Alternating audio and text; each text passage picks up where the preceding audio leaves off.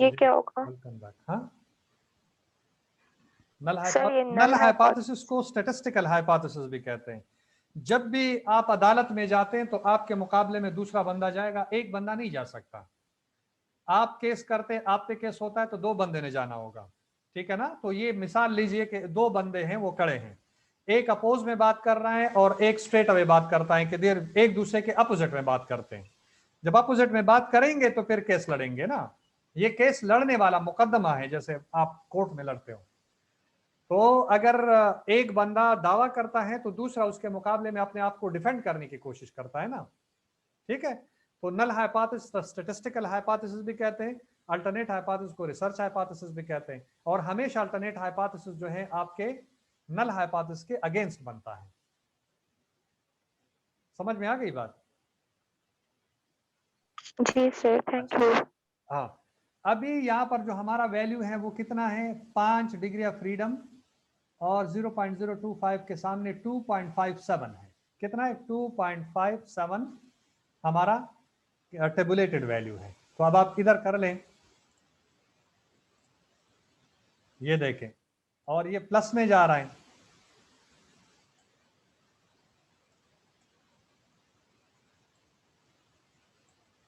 ठीक है जी, ये प्लस में।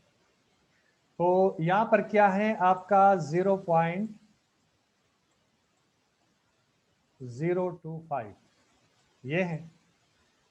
कट वैल्यू जो है 2.57 है, और आपका टेबुलेटेड कैलकुलेटेड वैल्यू कितना है, वो बहुत ज्यादा है, 4.41। हाँ, so what does it tell you, how would you conclude it? हाँ जी, ये कंक्लूड करें क्या बनाइए। ये कैलकुलेटेड है 4.41 और ये टेबुलेटेड है 2.57। ये वाला एरिया कहलाता है रिजेक्शन रीजन। हाँ, क्या मतलब बना इसका? सर ये रिजेक्शन रीजन में फॉल करता है ना, हाँ, तो हम नल हाइपोथेसिस को रिजेक्ट रिजेक्ट करेंगे। करेंगे। सो आप कंक्लूड करेंगे हाँ इससे कि A is the calculated value 4.41 is greater than the tabulated value 2.57 and falls in the rejection region. So we reject the null hypothesis in favor of alternate hypothesis, and we can say, we can conclude that the intervention was effective, or the difference before and after the intervention is not equal to zero, zero के बराबर नहीं है। आप या तो इस तरह कहें या आप कहेंगे तो इंटरवेंशन रिमेन्ड इफेक्टिव। ठीक है जी, जो कुछ आपने किया तो मरीजों को फायदा हुआ, ये स्टेटिस्टिकल जो एनालिसिस हमें ये बता रहे हैं, ये application of the test. the result is significant. Significant means the intervention was found to be effective. बात समझ में आ गई? सर हाँ जी। सर सर ये जो आपने अभी कंक्लूजन निकाला ना, तो ये रिजेक्शन रीजन वाला, तो सर ये हमने ये टेबुलेटेड वैल्यू के बेस पर क्यों निकाला? लाइक हमारे पास इधर कैलकुलेटेड वैल्यू भी तो है ना। नहीं, तो कैलकुलेटेड वैल्यू आपको इकट्ठ आपके पास होना चाहिए ना, जब जिसके साथ ये कंपेयर करें। आपको कैसे पता चलेगा कि ना ये रिजेक्शन रीजन में फॉल कर रहा है कि नहीं कर रहा, जब तक आपके पास टेबुलेटेड वैल्यू ना हो। अगर टेबुलेटेड वैल्यू है तो फिर आप कंपेयर करेंगे ना। मतलब देखें, अगर आप किसी को दवाई दे रहे हैं, हाँ मल्टीविटामिन दे रहे हैं आप किसी को, मरीज को जिसको अनीमिया है, आपने 2 ग्रुप्स बनाए हैं, ठीक है। आपको कैसे पता चलेगा कि इनका जो HB लेवल है वो आपके इंटरवेंशन या गोलियों की वजह से बढ़ा है? आपको उस वक्त पता चलेगा जब आप किसी दूसरा आपके पास कंपैरिजन ग्रुप हो और जिसको ये दवाई ना मिली हो, हाँ, और उनके HB लेवल से इनका HB लेवल ज्यादा है, बाकी सारे प्रोटोकॉल एक जैसे हैं, लेकिन एक को दवाई मिल रही है दूसरे को नहीं मिल रही। लेकिन अगर आप एक ही ग्रुप लेंगे और शुरू में आपने इनको चेक किया, इनका HB लेवल, और बाद में चेक किया, और आप कहेंगे कि intervention was effective, medicine was effective, तो ये बिल्कुल झूठ है। हो सकता है डाइट की वजह से हो सकता है एनवायरमेंट की वजह से हो सकता है किसी और चीज की वजह से हो। यहां पर आपके पास कंपैरिजन के लिए कोई वैल्यू होना चाहिए ना, तो तब आप कहेंगे कि ये रिजेक्शन रीजन में फॉल कर रहा है और हम नल हाइपोथेसिस को रिजेक्ट कर रहे हैं।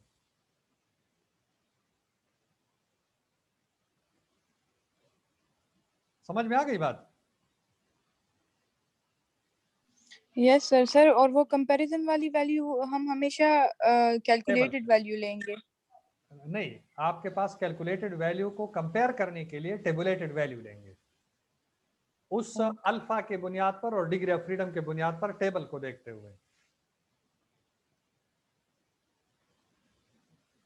ठीक है, अगर अभी तक कॉन्सेप्ट क्लियर है तो हम आगे बढ़ें। Yes sir. चलिए जी, अब लेक्चर पे आ जाए। जो हमारा लेक्चर है एक्चुअल अभी आपको समझ में आ जाएगा। ठीक है, ये देखें, T test for dependent sample, इसको पेयर सैंपल भी कहते हैं, डिपेंडेंट सैंपल भी कहते हैं। फार्मूला उन्होंने थोड़ा सा डिफरेंट लिखा है, लेकिन मैंने जो फार्मूला सिखाया ये सबसे इजीएस्ट है। By the end of the session student will be able to learn how to test hypothesis which compare the difference in population mean using pair samples, learn how to construct confidence interval for the difference in population means using pair sample, और इसमें confidence interval भी मैंने निकाला है।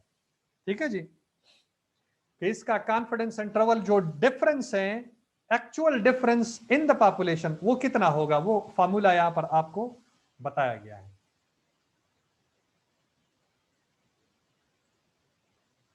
Excuse me, sir.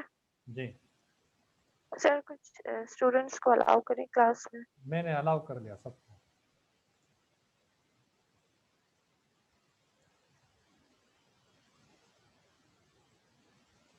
अच्छा, उसके लिए सबसे पहले आप करेंगे क्या, what is a pair difference observation? सबसे पहले आप पॉपुलेशन में जाएंगे, वहां से एक सैंपल कलेक्ट करेंगे, फिर इंटरवेंशन करेंगे, जैसे मैंने बताया ये वही चीजें हैं। फिर आफ्टर द इंटरवेंशन जो है ना वो दूसरा रीडिंग आप ले लेंगे, ये रीडिंग 1 है, ये रीडिंग 2 है, बीच में इंटरवेंशन है।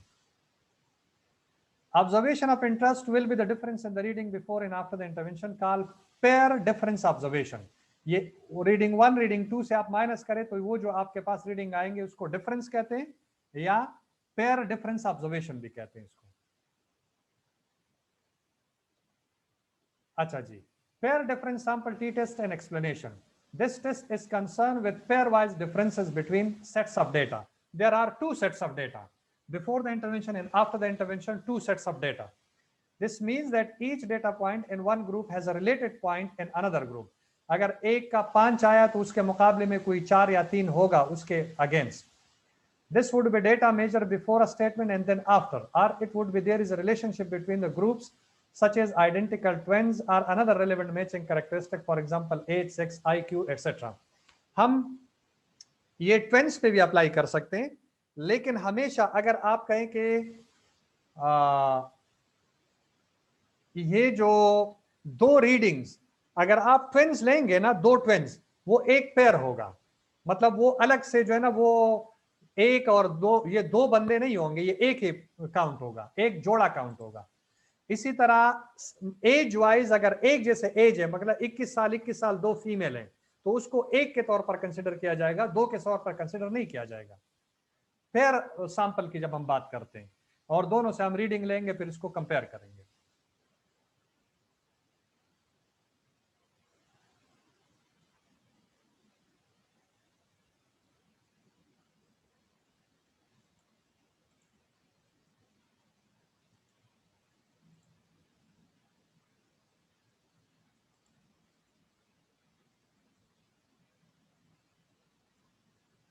अच्छा जी, what is a pair difference observation? where D is the ith pair difference observation, X bar D and SD are the sample mean and standard deviation of the pair. यहाँ पर जो X बार है उसको मैंने D बार के तौर पर लिया है, आपको इजाफी D यहाँ पर लिखना होगा, तो बेहतर यही कि आप D बार लिख दे, वो मसला ही खत्म हो गया, और यहाँ पर SD लिख दे, standard deviation of the difference.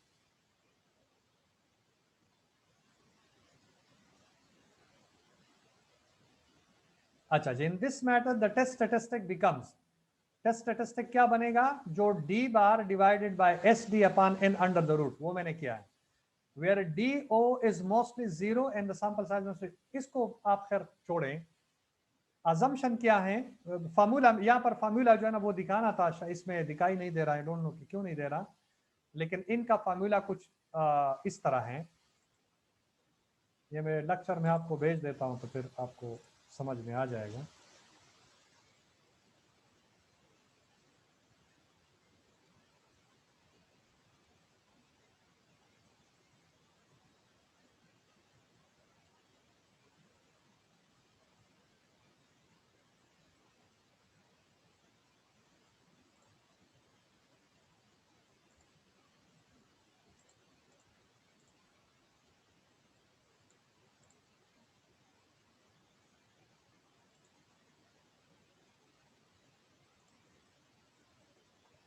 ये फार्मूला जो है वो इस तरह लिखते हैं।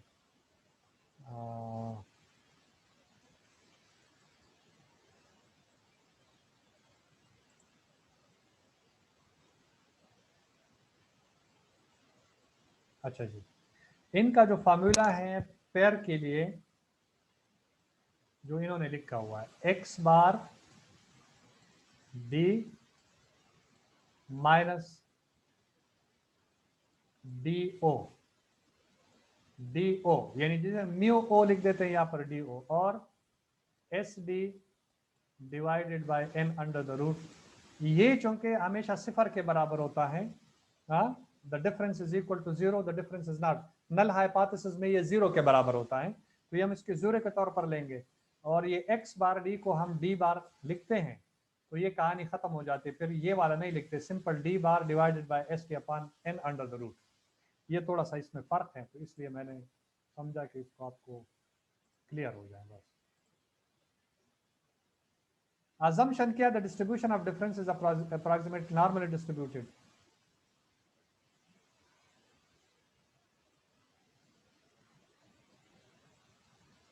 अच्छा जी, hypothesis test for pair mean difference, ये hypothesis possible हो सकते हैं वन टेल में कि null hypothesis mu d जो आपका डिफरेंस है it is less than or equal to do or 0 versus ha mu d is more than do or 0।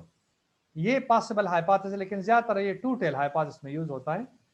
Mu D is more than or equal to zero or zero versus mu D is less than zero, ये दो, एक दो, और तीसरा ये mu D is equal to zero और mu D is not equal to D O mean not equal to zero. जो हमने अप्लाई किया था ये वाला है, ये डी ओ का मतलब है जीरो।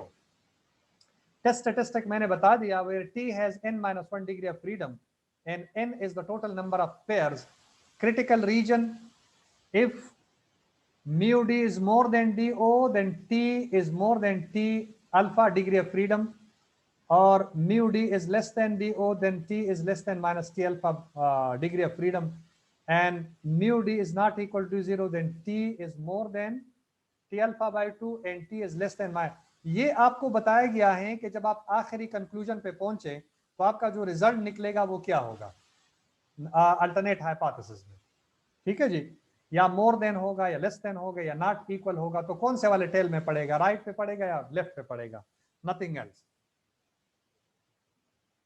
अच्छा जी, ये एक एग्जांपल है,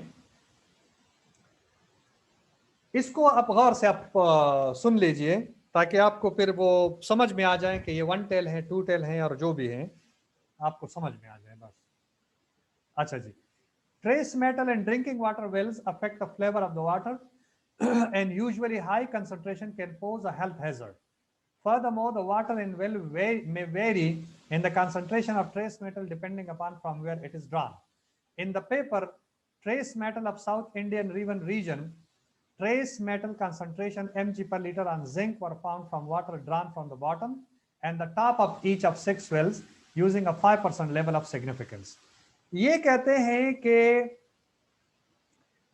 अगर आप कुएं के सरफेस से या बॉटम से पानी जो है ना वो निकाले तो इनके जिंक कंसंट्रेशन में फर्क होगा, यानी या ऊपरी सतह में ज्यादा होगा, बॉटम में कम होगा, या बॉटम में ज्यादा होगा, ऊपर वाले सतह में जो है ना वो कम होगा। और ये क्या है कि साउथ इंडियन रिवर से जितने भी ट्यूबवेल निकाले गए हैं तो वहां पर ये छपा है, मतलब ये एनवायरमेंटल स्टडीज इन्होंने ये छापा है, पब्लिश किया हुआ है कि वहां पर लोग जो सराउंडिंग में रहते थे तो उन्होंने कहा कि हमारे पानी का जायका जो है वो कुछ अजीब सा है। इसका मतलब ये कि उनमें जिंक जो है लेवल का डिफरेंस था, या तो एक ट्यूबवेल से बॉटम से आ रहा था और दूसरे से सरफेस से आ रहा था। तो फिर उन्होंने क्या किया कि 6 कुएं उन्होंने 6 ट्यूबवेल मुंतखब किए और हर एक वेल से 2 सैंपल लिए, एक बॉटम से और एक सरफेस से। इसी तरह हर एक से लिए ये टेस्ट करने के लिए कि आया बॉटम और सरफेस के जो वाटर हैं उसमें जिंक कंसंट्रेशन का डिफरेंस है कि नहीं है। तो ये कहानी यहाँ पर बताई गई है, ठीक है ना, ये सिनेरियो है। HO mu d is equal to 0. There is no difference in mean concentration of zinc and water drawn from the bottom in that top of the well. Or alternate hypothesis, there is a difference in the mean concentration of zinc water drawn from the bottom and top of the well, and that's why the people taste differently. The people taste differently whoever are living in the surrounding area of South Indian River. अच्छा जी, data जो given है वो ये है, ये आपका data है। Location bottom से लिए गए हैं तो कंसंट्रेशन 0.4300 है, और ये टॉप से लिया गया है 0.415, ये स्वान, और ये डिफरेंस बताया गया है कितना है 0.015 रीडिंग 1 और रीडिंग 2 का ये डिफरेंस है। डिफरेंस आपने बता दिया। अब नेक्स्ट आपने क्या करना है, इसका आपने मीन निकालना है। तो ये लीजिए मीन, आप खुद ये करेंगे प्रैक्टिस। मीन डिफरेंस उन्होंने निकाला 0.0917, ये मीन डिफरेंस था।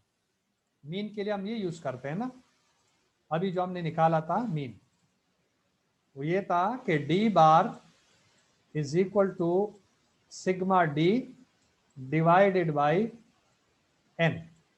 तो जितना भी ये सिग्मा डी है, इधर आप देखें,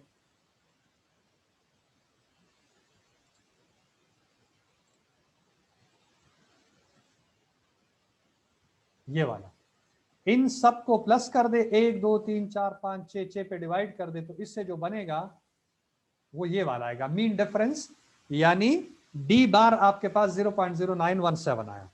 अब स्टैंडर्ड डिविएशन हम मालूम करेंगे।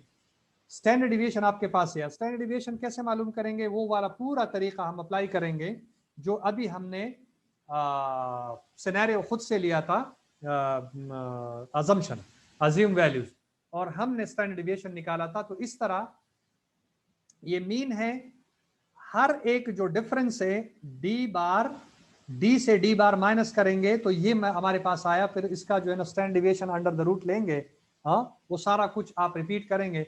0.06069 ये हमारे पास आया एसडी, यानी स्टैंडर्ड डिविएशन। टेस्ट स्टैटिस्टिक, अच्छा टेस्ट स्टैटिस्टिक में हम ये करेंगे, देखें, ये आप खुद कर लें फिर मुझे बता दें।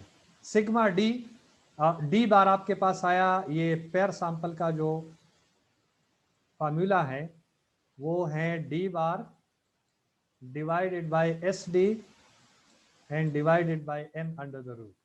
डी बार आपका कितना आया, ये आप इससे समझ लीजिए,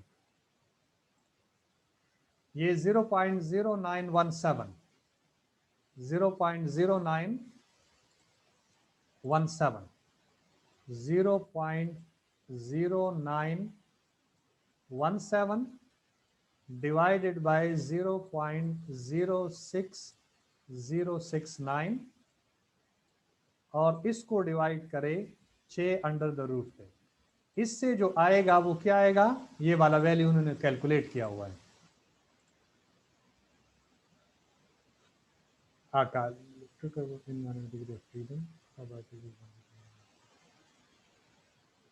अच्छा ये तो वो है, इसको आप खुद कर ले, कैलकुलेट करें कितना आता है, खुद कैलकुलेट कर ले कितना आता है, मैं कर देता हूँ।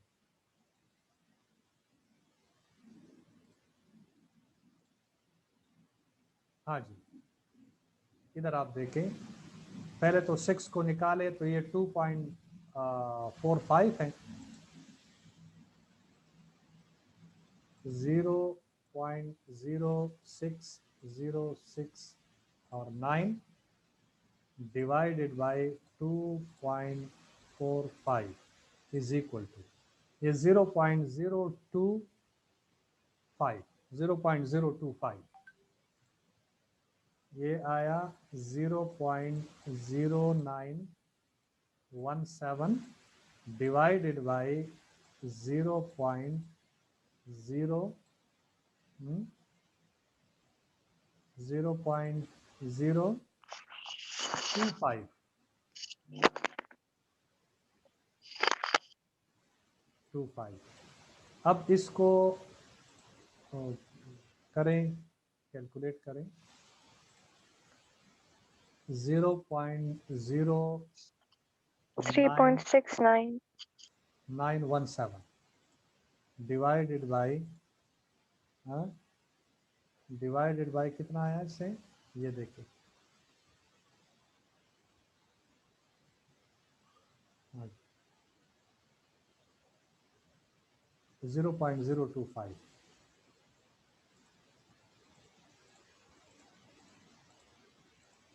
ये 3.67 आया। तो ये जो आपके पास आया वो 3.67 ये है, ठीक है जी।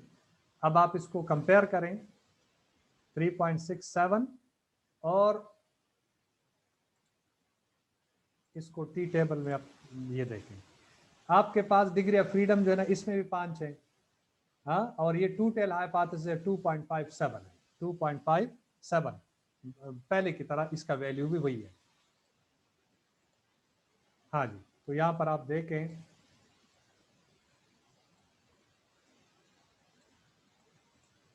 0.025, ये 2.57 है और आपका आया 3.67। कंक्लूजन क्या बना इसका, क्या कंक्लूजन है जी?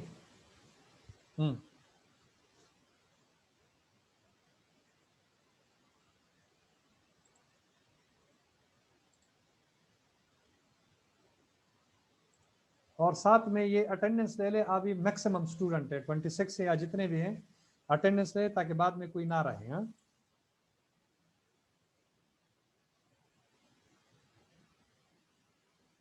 मेरी आवाज आ रही है आप लोगों को?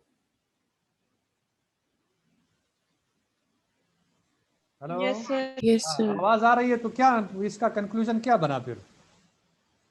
आपका कैलकुलेटेड वैल्यू 3.67 है और टेबुलेटेड वैल्यू 2.57 है।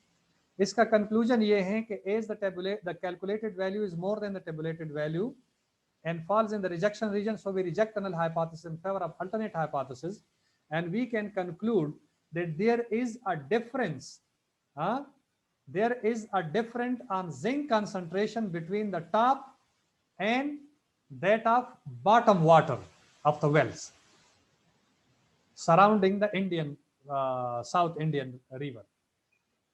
समझ में आ गई कि जो कुएं हैं उनके सरफेस और बॉटम में जो जिंक कंसंट्रेशन है वो डिफरेंट है, एक जैसे नहीं है। तो जिनको ये टेस्ट अलग लग रहा है, या तो उनको बॉटम से मिल रहा है या फिर इनको टॉप से मिल रहा है, और इसलिए ये डिफरेंस है। टेस्ट उनको जो है ना वो मिल रहा है, मुख्तलिफ मिल रहा है, अजीब सा मिल रहा है, मतलब यूनिक टेस्ट है। ठीक है जी। अच्छा, अभी आप आ जाएं इसी पे, चलिए conclusion. As the T calculus lies in the critical region, so we reject HO and conclude that trace metal concentration Mg on zinc from water drawn from the bottom and the top are significantly different.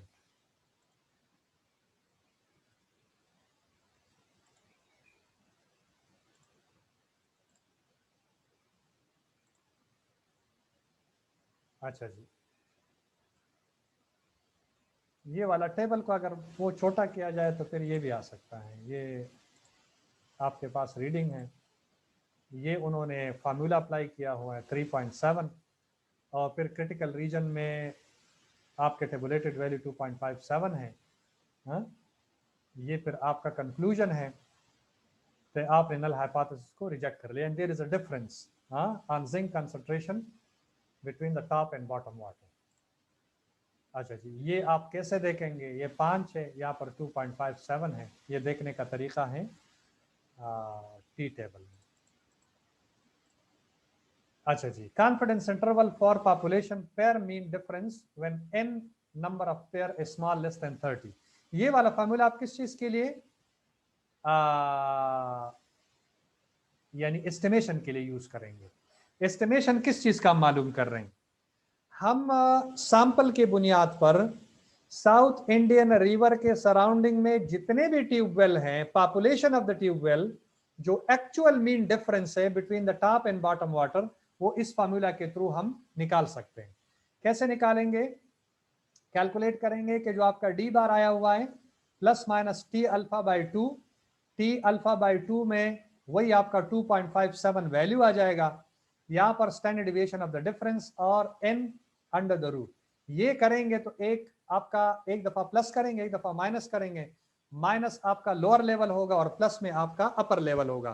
तो ये दो upper lower limit आपके पास बनेंगे और फिर आप इसको interpret करेंगे कि एक्चुअल मीन डिफरेंस है कितना, lie between this and that value.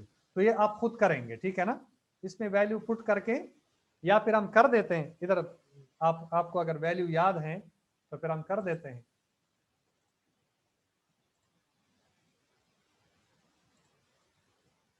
अच्छा, जो म्यू डी है, हाँ डिफरेंस है, एक्चुअल मीन डिफरेंस, वो x बार डी, या सिंपल इसको आप क्या लिख सकते हैं, D bar plus minus T alpha by 2 into standard error, और standard error S D divided by n under the root, इसके बराबर है। ठीक है जी। तो मीन आपका 0.0917 plus minus T alpha by 2 2.57 multiply by S D 0.06069 और n आपका है 6 अंडर द रूट। इससे जब आप निकालेंगे, हाँ कैलकुलेट करेंगे, तो एक इन सब को कैलकुलेट करने के बाद इसके साथ एक दफा प्लस करेंगे और एक दफा इससे माइनस करेंगे, तो वो जो लोअर लिमिट है छोटा वैल्यू इधर लिखेंगे और बड़ा वैल्यू इधर लिखेंगे। ये आपके अपर एंड लोअर लिमिट होंगे एस्टिमेशन में। और आप कहेंगे कि the actual mean difference on zinc concentration between the top and bottom water lies between this and this value। ये आप करेंगे तो ये एस्टिमेशन वाला फार्मूला भी इसमें अप्लाई हो गया है।